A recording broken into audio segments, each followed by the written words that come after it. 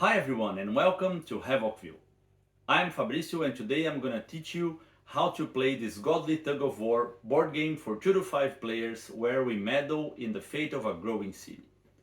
By the end of this video, you will know how to set up the game, how to play a turn, how scoring works, and most important, how to win the game. Let's dive right in. In Havocville, each player is a god influencing 4 factions: Crown, Valor, Craft, and Field. Your goal is twofold. First, you need to predict which factions will come out on top in every different aspect of the game. For example, if they will have more people tiles on their population row, or if they're gonna have the highest amount of land tiles in the city. You will do this based on dominance cards that you will receive at the beginning of the game. You're gonna choose to keep some of them, and this will define what are your objectives for each of the eras. Second, you will try to influence the city so that your predictions actually come true. You do this by adding, moving, destroying, and healing tiles on the table. You will score points whenever your dominance cards match the winning factions in the right aspects.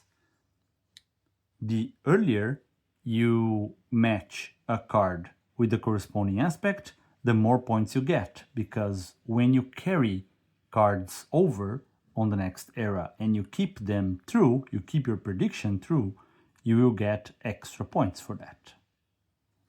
At the end of 3 eras, the god with the most points is the winner. You can start by splitting all the land and people tile by color and putting them in one side of the table. Then adding a pile of power tokens and point tokens, close and in easy reach for everyone. Put the era tracker tile with the 3 eras face up and add the marker to the starting point, the one marked with an arrow. This represents the first round. Then you can add all 4 population rows around the tracker in a place close to the matching corner. And after that, you add to each one of them one people tile of a matching color.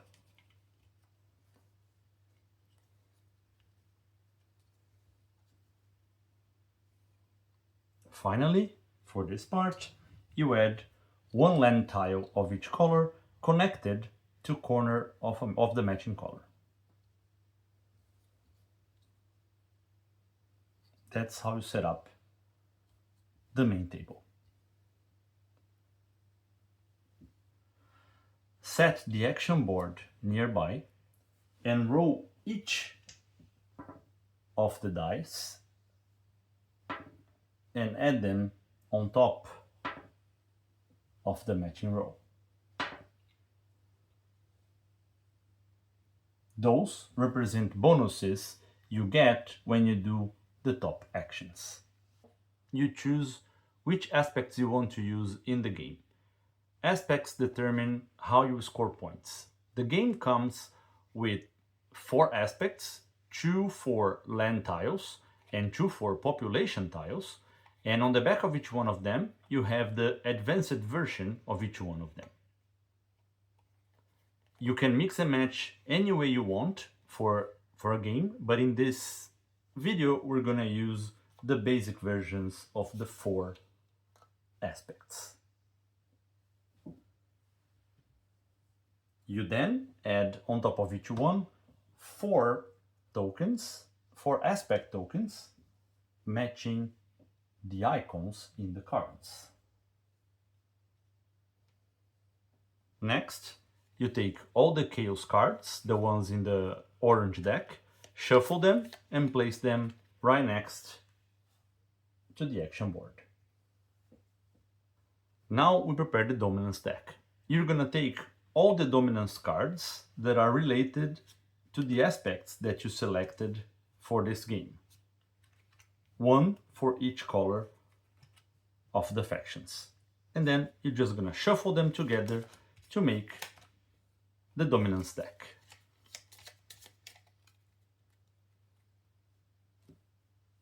The game comes with dominance cards for the advanced aspects as well, but you can ignore this for now and just put those cards back in the box. Now we prepare the people deck. The people deck is made out of 30 cards, people cards, that doesn't have any markings for era here. We call those the base cards, plus 10 cards that are marked with a Roman number 1, pointing that they are part of the first era. So you put them together, shuffle it, and this is gonna be the people deck for the first era. In subsequent eras, you're gonna remove the ones marked with a 1 and add the ones marked with 2 and 3, depending on the era you are starting. With that, we just need now to select who's gonna be the first player and then give this person the first player token. Each player receives 3 dominance cards and 5 people cards.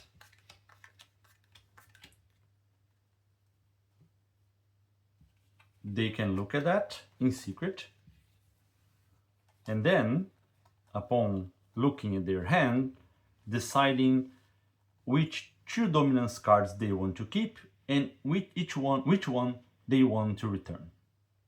So the one that you select to be returned should be returned face down on top of the dominance deck. And after all players do that, we should reshuffle the dominance deck. This is the initial hand for the player, and then each player gets 2 power tokens, and they are ready to start playing the game. The game plays over 3 eras, 2 rounds in the first and second era, and 3 rounds in the third era. 1 round ends when all players have played 1 turn. During your turn, you must do exactly 2 actions in this order. First, a creation action, and second, a transformation action. Creation actions always add new tiles to the city. Choose one of the actions in the top row of the action board. Then, you collect the bonus showing on the die depending on the action you choose. You can get either a power token, a chaos card, or nothing. The available actions are: add land tiles adjacent to color matching land tiles. Add land tiles adjacent to color non-matching land tiles. Add people tiles to color matching population row. Add people tiles to 1 or more non-matching population rows.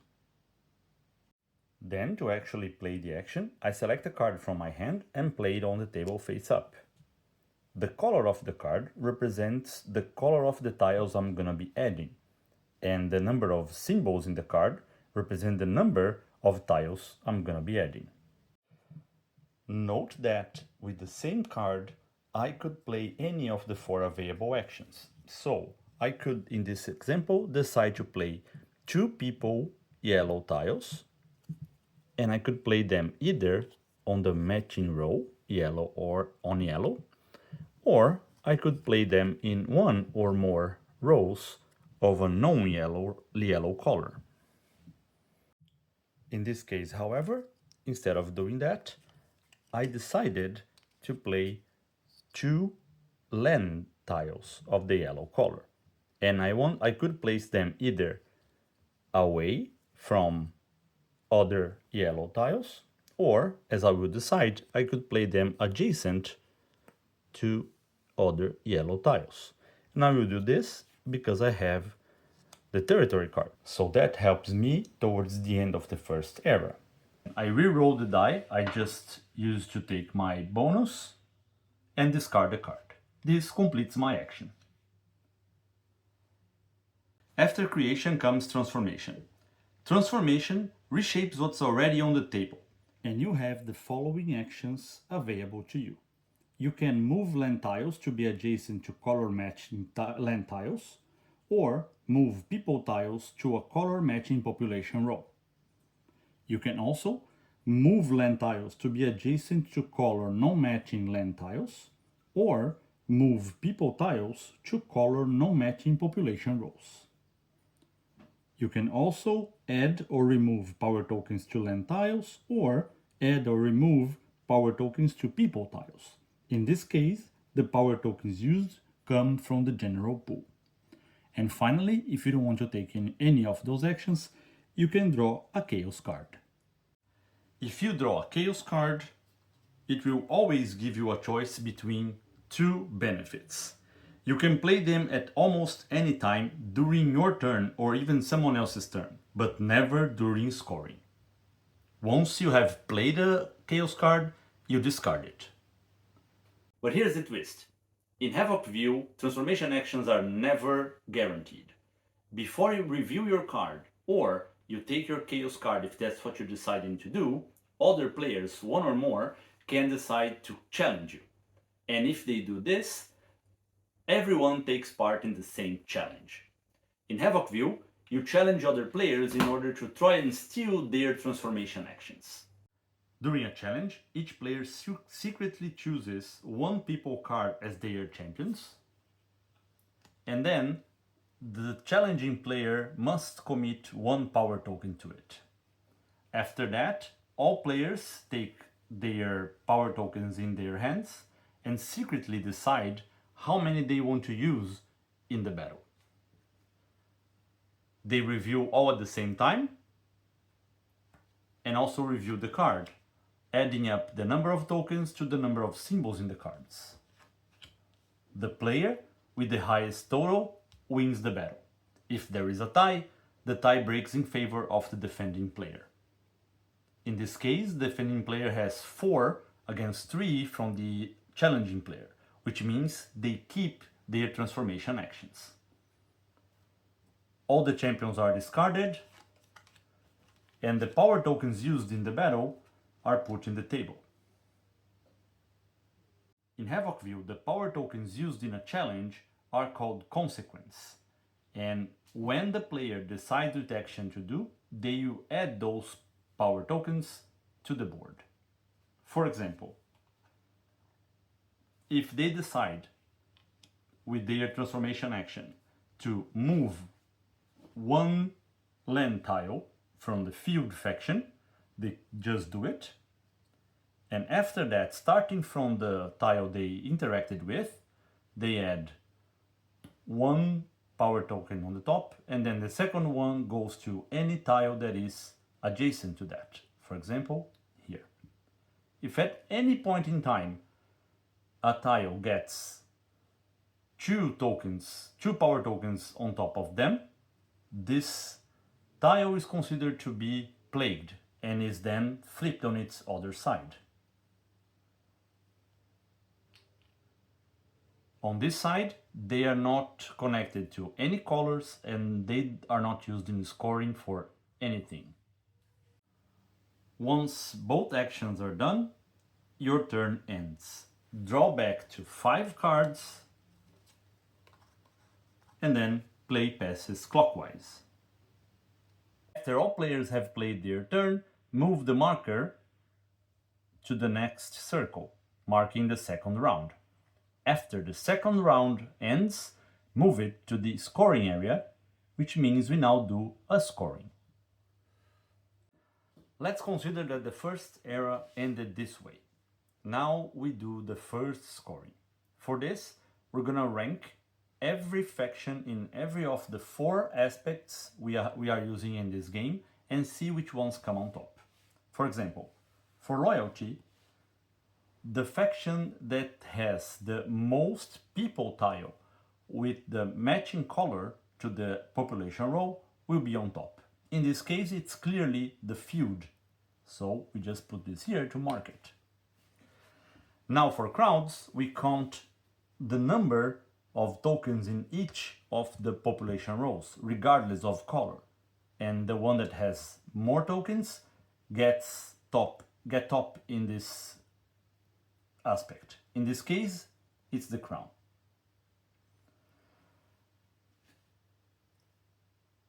Now for supremacy, we only count the total number of land tiles in the table. And in this case, blue, craft, wins supremacy. And finally, territory, where we count the biggest connected area of a single faction. And in this case, yellow has also earned first place. Now, each player look at their hands and they play every dominance card where they can match color and symbol with the ones on the table. So in this example, Crown has achieved top spot in territory, so the player will play this card, earning him in the first era 1 point. It's gonna be the same for all players, and after everyone counts their points, that's the end of the first scoring. If Era 3 just ended, the game is over. Otherwise, you need to prepare for the next era. The first thing you're gonna do is to rebuild the people deck. Collect all people cards, including from the player's hands, and then remove from them all the cards marked with era number 1. And then you're gonna add all the 10 cards marked with era 2 or 3, depending on which era you were just starting. Shuffle them together and deal 5 cards to each player. Next, you will refresh the dominance cards. Every player can now decide if they want to discard or keep any of the non-played dominance cards in their hand. And for every card they decide to discard, they put them aside face down. Don't shuffle those yet into the main dominance deck. Then, after everyone decides what they want to do with their dominance cards, give them enough dominance cards so everyone starts the next era with 2 dominance cards. Finally, take all the discarded dominance cards and shuffle them back in the dominance deck, putting it back together in its original place. Advance the era marker to the beginning of the next era. Then, give the first player token to the player with the highest score currently. And if there is a tie, the first player token stays with whoever it was before. You are ready to play the next era.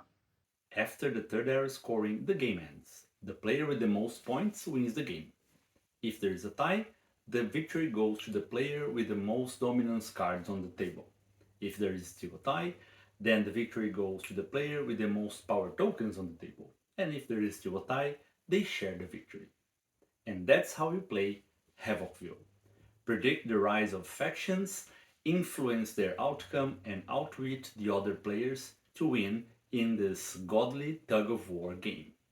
Thanks a lot for watching, and I hope you enjoy the game.